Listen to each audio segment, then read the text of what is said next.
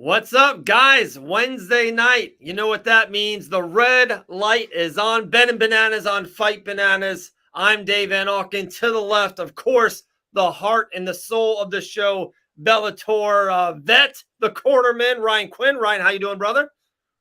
I'm sweating like crazy. I'm not sure if it's because I'm so excited about my picks or because I'm doing the show in my garage tonight, but we'll figure it out soon enough, right? We will figure it out. There you go. The sooner or later, we'll hear the picks and we'll know halfway through. Guys, I told you, Elle's back in training camp, so she's doing her thing. She's got bumps, she's got bruises. So we got the best next thing 2 weeks in a row. Man, the best substitute teacher we can have. Joe from MMA Bet Club, brother. We appreciate you coming along 2 weeks in a row. Joe, thank you so much. Love it. I'd love to get some planning next time so I can actually do research and not. I'm sweating a little bit too, just because I don't trust my picks this week. So we'll see how it goes. So I have to say, you are the best pinch hitter, man. Like I know, the best. We appreciate you coming on here on a whim. Yeah. Ryan, he's like Charlie Hayes in 1998 New York Mets. Oh. 8th inning. Oh, well, I like to think of him that Charlie Hayes is the 96 Yankees Charlie Hayes, but that's okay. That's all right. Okay. There you go. There you go. No, you're right. Guys, every week I love doing what I do at Fight Bananas because I get so much analytics and so many comments and I see so many things. So we put out every Monday morning on Fight Bananas on our socials, Facebook and Instagram. We put the fight poster for the week ahead. Pay-per-views, fight night, so on and so on. And we put this fight poster ahead. And guys, 95% of the comments, the shares were like, whoa, this is a fight night. This card's incredible. Wait, this fight's on it. The main card. This card is literally almost a pay-per-view type of a card. If it had a title fight, this is a pay-per-view card. This main card's awesome. The co-main is awesome. You know, you got like Michelle Waterson and Marina Rodriguez, which is a pay-per-view female fight. A lot of great stuff is on this card. And I'm telling you, 3 years from now, Gamrot and Fiziev could be a battle for the lightweight championship. So this is a really good card for a fight night at the Apex. Absolute money for free on ESPN Plus Saturday night. So before, best bet on the board, real quick, 30-second synopsis on this card. Ryan, are you as high as this card as the masses are right now? Absolutely. Every fight up and down here screams fight of the night. I can't wait to watch this. There's going to be so much for me, the fight nerd, to break down. It's going to be so much fun to watch. I don't want to get into it and give away any of my picks, but it's really going to be a great night of fights. Dude, that's a great comment by Madar. No man alive. I love it. That's a compliment. I think Tyson Fury is the greatest heavyweight boxer of all time. Joe, I love that comment. 30 seconds. Are you as high as this card as well? Dan Ige and Bryce Mitchell. Hannah Goldie's on the prelims. Brian Battle versus AJ Fletcher. That's a banger. Great card, guys. Yeah, I'm always excited. That's the problem. You can ask me this every week. I'll tell you the same thing. You know, I'm so happy that we have it. We get this bye week coming up. I don't know what I'm going to do with myself. So. And then after the bye week, the real main event, our guy Grant Dawson is the main event of UFC Vegas 80 versus Bobby Green. And a real quick announcement. I made it at the end of last week. I messed it up. Next week, Grant Dawson will be on this very own show next week. No analytics. We're not going to preview a card. We're going to do a card break. We're just going to talk fights. We're going to talk about maybe draw with Grasso and Shevchenko, Strickland as a champion, maybe what we saw the week previous. But next week, Grant Dawson on this very show. Guys, let's get into it. Ryan, I see you sweating over there. What's your best bet on the board, my man?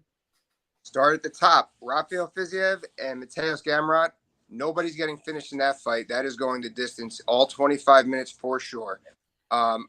Even though Mateusz, he goes 0 to 100. It's really hard to move Rafael out of position, as you've seen. Now, speaking of Grant Dawson, I beat him in the 50 push-up bet with the Fiziev fight last fight because he did get taken down by Joe. Doesn't matter when it happened. It matters that it happened. I don't want to say I told you so, but I did. 5 seconds left in the fight, whatever. That's going to be very difficult to do for Mateusz here. I think that it's going to take a round or two in order to do that. But, in the same token, I don't think that Rafael is going to be rushing in to go for finishes either. I think that he's going to need to point against the aggressive, better grappler. You don't want to go over aggressive against the Mateusz Gamrot. Your ankles are going to get ripped off. So that fight is definitely going the distance. I love that play. I love that play. Every Wednesday, Jillian the Savage Robertson and myself, we have a podcast that just came out, and we talked about that. And her and myself both said the same thing. Like, guys, this is destined for 25 minutes, and I think this is destined for 25 great minutes. We think Gamrot will be more the grappler. We think Fiziev will be more the kickboxer. Great back and forth. I think both fighters will have really high-end moments of the fight. I think Gamrot will have great high-end moments. I think Fiziev will have really good high-end moments of leg kicks of that nature. I think it's going to be a great, great main event fight. Joe, take us away. What's your best bet on the board, my man? Yeah, this was a tricky one. I always try to think from a betting perspective. I don't like to take super heavy favorites or anything like that. And for me, I was looking for some of the more closely lined ones. I do parlay one later, but I went Brian Battle in this one. I am a big believer in him. It's a good fight. I may eat my words if AJ Fletcher's takedowns are on point. It's a tough one. He's a great wrestler. But I think the size, the reach, and just the well-rounded nature that Battle brings, good subs. The Fakhretdinov fight, I look at as an outlier. That's a super tough fight for anyone. I don't expect it to look like that. And everybody else he's done well against in the UFC. So I'm going with that as my best bet. I love that, Joe. And not even well, he's done great. Like he's kind of mowed through people. Not a lot of people know this, and we look back, and actually me and Brian go back a lot. We've known each other through before the UFC days. Brian Battle took that fight on 10 days notice. He thought he was going to see him through the wire sooner or later. And then, now it's over. He's like, man, I probably shouldn't have took that fight on 10 days notice. I probably should have had a camp, but it is what it is. Guys, we're the people show, so I know we're going to go underdog, but let's kind of answer what the people are asking. They go, do you guys think that Gamrot's going to get some takedowns given their styles? Ryan, we'll start with you, my man. Yes, I do. Okay. 5 minutes to do it. Yeah. Gaethje, if you notice, Gaethje's takedowns were like Gaethje's more the boxer. Gaethje's takedown, he had to tie up Fiziev to take him down, move him out of position. Not uncommon against short, stocky opponents. That being said, Gamrot is really good against the fence. You don't see Gaethje hanging out against the fence a lot. And I think stylistically speaking, it's going to open up for some single leg to double leg finishes for Gamrot. Plus, Mike Brown's his head coach, the best cage takedown fighter to ever live. Right. So absolutely, he's training that, and he's definitely going to get it. I love that. There we go. Underdog plays, my guys. And I looked through it. A ton of underdogs. Like I sometimes when you feel that way, it's all chalk. And I think I think all the prelims were all chalk. I see like 5-6 underdogs. I'm looking at them right now that I'm like, they're live. I definitely think they're live. Some good lines. Even Gamrot as the dog as the main event. A lot of dogs right here, guys. Ryan, underdog, take it away, my man. I couldn't believe this is an underdog. I had to stick with it right away. Actually, you can see I'll be doing a breakdown on this on my channel for tomorrow. I have Dan Ige beating Bryce Mitchell. I just think that his wrestling, that's going to be the key there, is just he's got more strict wrestling as opposed to the MMA functional wrestling that Bryce offers. And also, I think a lot of people overweigh Mitchell's wrestling from his fight with Edson Barbosa. Now, Edson Barbosa at 145, his takedown defense kind of declined a little bit because the lean muscle got taken out of his hips. And I just think that Danny, he's got the power hands to come forward, and he's going to be so much tougher to take down for Bryce because he's so much shorter and that short compact, the same thing I said about Fiziev. Also, it's going to be interesting to see how Bryce bounces back from the loss. I know he's got stuff going on outside of fighting. I don't really bring that into a factor. A real fighter, once the cage door locks, they're in their home zone. However, I really do want to see how he bounces back from not only the loss, but a longer layoff. So Danny Ige is winning. The Ryan, I love that. It's probably one of my best plays on the board as well. I love Ige as the dog, but it's so funny. Same thing. I don't want to harp on the podcast. Jillian and I brought this up. It's going to be one of those things. One, I don't think it's going to go to 15 minutes. I think Ige and Mitchell will end sooner than 15 minutes. And the fight, after the fight's over, we're going to be like, oh my goodness. Like, it's going to be so lopsided. Like, Bryce Mitchell's going to get Ige down and submit him pretty easily. Like, he's just going to grapple city, do what he does. Or Ige's just going to piece him apart, like kind of what you were saying there. Big shots, big power shots, and almost look Bryce Mitchell amateurish on his feet. it's going to go one way or another. Like, I just don't see like a 50-50 coin toss back and forth. It's 90-10. Whoever gets their 90, if it is the grappling fight or the stand-up fight, will get the win. But Ige is plus 175. Guys, come on. Like, what are we doing here? Dan Ige? Well, just gave a bonus bet to those that we like to play with. Put in your money line bets or your live line bets at the end of the first round, folks. Yeah. Love it. Joe, underdog play, what you got for us? Yeah, this one I was torn. I went back and forth on a lot of them. I'm not ultra confident on any of them, but I went with actually a guy that I've always expected a little bit more of. I think Ricardo Ramos here could end up upsetting Jourdain. I like that. I feel like Jourdain has become a big entertainer. A lot of the stuff he wants to be in these wars. I think it could be a mistake. I think we might see another spinning attack finish for Ramos here. He's a fun guy to watch. He's been up and down in his career. I actually was looking back through Jourdain too, and I think like his best fight was actually probably the loss to Burgos that I thought he won. But his other wins, I was less impressed with. He's got a couple. He got really worked by Wood. I don't expect the fight to look anything like that, but I think we get a surprise. I think maybe a spinning attack ends this one. Wow, I like that. A lot of people are on Jourdain. Like you said, he's kind of like a fan's favorite. So I dig that. But Ramos, an absolute dog, like an absolute just killer in there. So I like that play. I wish he had more juice, right, Joe? Like I thought he would be plus 180, even like maybe in the low twos. He's not. The last thing I saw, only plus 115. Like not a lot of juice on him at all. Yeah, I think I was expecting the same because I think you got a lot of Jourdain love after that Ewell front kick. Right. It just like got everybody on it, built the hype, and I think maybe some of that cooled off after the losses in the Chrome Gracie fight was just an abomination. So I love it. Hey, Matt R, Dawson, Edgar, ton of comments. We're loving it. Keep it going. I'm loving the feedback right now. It's hot in here, Ryan. I see you sweating still, but 3-5 parlay. I think you were this close to this past weekend. I think you were had like an over-under one off, but other than that, 2 weekends ago, you nailed it. 3-5 parlay's been pretty hot for you, Ryan. Give it to us. All right. I had a lot to choose from here. I purposely took Ige out in the interest of diversity. But if you want to add him, go for it. Now, I have Mizuke Inoue over Hannah Goldie. I feel that Hannah Goldie, her loss to Meatball Molly has not aged well. Mizuke had a bit of a layoff. That's a little bit suspect there. However, I do feel that her stand-up and her range is distance enough to control the dance, and I have her winning. I just have her winning straight out. The next one down, I have Muhammad Usman winning over Jake Collier by decision. Now, I understand that Jake has the more experience. However, he's coming off of 3 bad losses. The athleticism is not there. I think the athleticism is going to play a huge part here for Muhammad. Now, I think that the only thing holding Muhammad back from a finish is he tends to be a little hesitant. Like you could see, like he'll move and then he'll stop. He'll move and then he'll stop. That'll end up chewing up a lot of clock. You're going to end up seeing them against the fence a lot in the third round. My mistake. So I have Mizuke, Muhammad, and then going down, I have Mana Rodriguez over Michelle Waterson. I just feel that Michelle Waterson hasn't shown a lot. She's shown a little bit of a decline lately.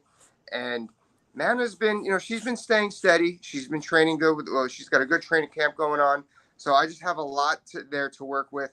And that's why we're going to stick with Mizuke, Muhammad by decision, and Mana Rodriguez. Plus 282. I like that. Plus 282. Rodriguez to win.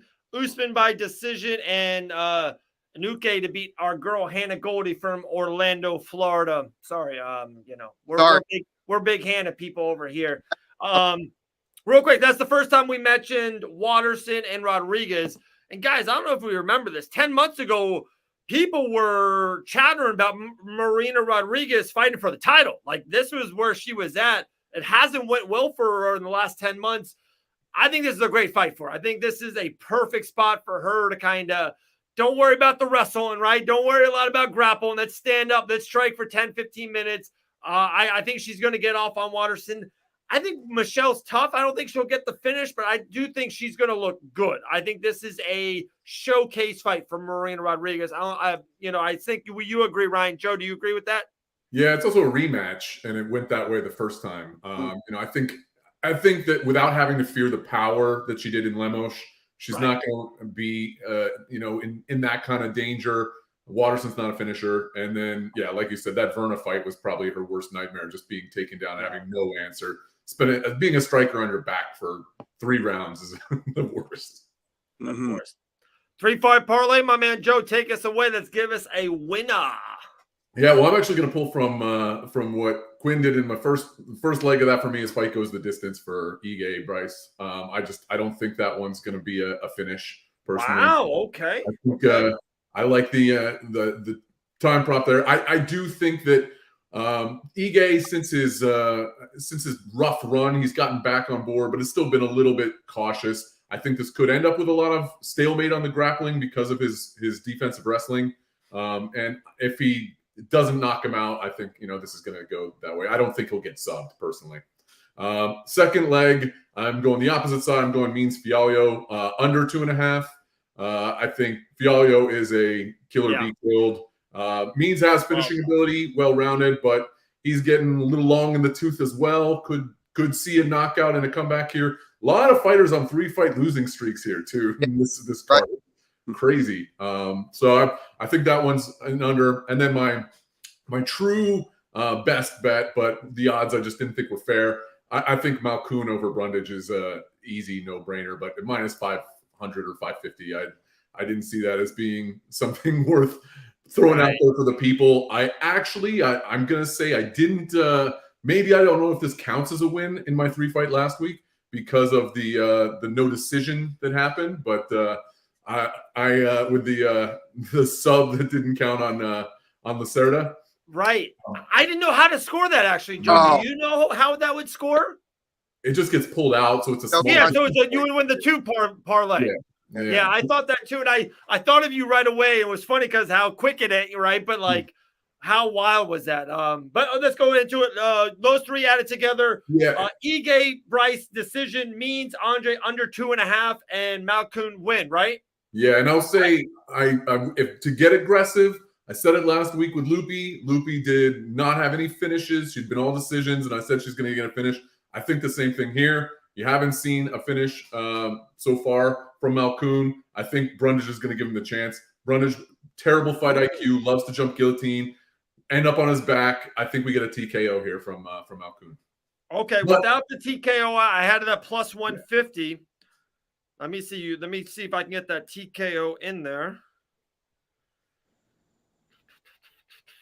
With the TKO, puts it up to plus 250, a little extra 100 points juice on it. That helps a lot, actually, So I like that plus 280.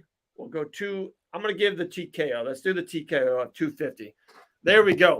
3-fight parlays. We got Brian Battle for our guy, Joe. We got Fiziev and Gamrot over 4.5. We got an time out. We have 7 minutes, and I'm feeling guilty about the Goldie, so why don't we take that out and put Ige in there, and let's see what that pops it up at. Okay, so you want to take the I think that's going to go a lot better because that she's a minus 300. Ige is a dog. So there we go. I know I cheated, folks, but I'm giving you a little extra, a little carrot there. No. This is going to be a nice one. So we got Marina. I just want to do better than Joe. I love that. Got to win to do better, though. Yeah, you got to hit it, right? More than anything. And we got Ige. Plus 540. Oh, yeah. That's there you go. I'm telling you, that's Ige as a dog. You put an underdog in a parlay, guy. Yeah. Crazy. Ige, Usman via decision, and Marina Rodriguez plus 540 for the cornerman, Ryan Quinn. I like that as well. Guys, great card. UFC Vegas 79 this Saturday night for free. Absolutely free on ESPN Plus. Crazy, guys. Absolutely nuts. Joe, real quick, shout out MMA Bet Club in the Ryan. We got something really cool that you want to talk about, and take it away, boys. Joe, you lead the way, sir. Yeah. Well, as always, thanks for having me on here. Love having the chance to talk betting. It's one of my favorite things is betting MMA. Started a fantasy site that allows you to play along with your friends where there's no money going through it, but you have the opportunity to kind of see how you would do and compete to who would have the best results in a gambling scenario. So MMABetClub.com, go in, sign up for free, play for free. Every week we have leaderboards to see who comes out on top and who's the best. So get your name at the top of the list. Prove you're the real expert. I like it. Ryan the Corn McQuinn, what's new on your radar, man? What's new in your life? Well, a lot. First, I want to say I am always on MMA Bet Club, guys. Please check it out. I'm trying to get to the top of the list. And Joe, I really appreciate all the work you put in there because it's so much fun, that website. And it's all more stuff to talk shit to my brother-in-laws with during the week. So thank you. So I'm excited, guys. I started being part of another podcast with a good friend, one of my former coaches and mentors, and Dean Thomas. Everyone knows who that is, as well as Natalia Rivera, who's a producer with Fox Sports in Latin America. And we are doing a podcast called The Fight Court, which is basically a debate show. Think First Take for mixed martial arts. We're having a lot of fun. We had our first episode. We're working the kinks out. It looks like it's going to be posted every Monday. Sorry. And it's usually 30, 45 minutes. Please check it out. You could just look up the Fight Club on YouTube. I'll be posting stuff on my social media about it. Check me out on Twitter with it. And we're really looking forward to it. Yeah, you guys going to get Stephen A. Smith on the show? I hope so. Well, that would be Dean's thing, always, impersonating him.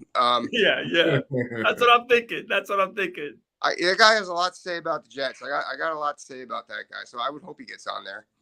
That's crazy. Well, the Jets aren't doing so hot. Now, who would have thought that? We're fine. All right, guys. The quarterman, Ryan Quinn, always brings the heart and the soul of the show. Joe, man, we really do appreciate your help. Hopefully, Elle Dawson feels good next week because her husband, Grant, the main eventer, will be here live next Wednesday night. We'll be breaking cards. We'll be talking MMA. Guys, we'll be talking about his main event fight 1 week out. And we have some really cool news that we will be doing with Grant with Fight Week and stuff of that nature. We cannot wait. UFC Vegas 80, 2 weeks away. Grant Dawson main event versus Bobby the King Green. Joe, we appreciate your time immensely, my man. Thank you. And I'm Dave Van Auken. This has been Ben and Bananas. We keep on growing it week after week. Off next week, no UFC pay-per-view, but like I said, we'll be here with Grant Dawson. And then is it a pay-per-view coming up, or there's what's the show? It's Grant's show, and then there's a pay-per-view? Is that what's happening? I think so. At that point, I got to see. I didn't see. Crazy times. But guys, we appreciate you guys. Probably one of the most comments we've had coming in the show today. And we'll see you guys next Wednesday night. Grant Dawson breaking cards with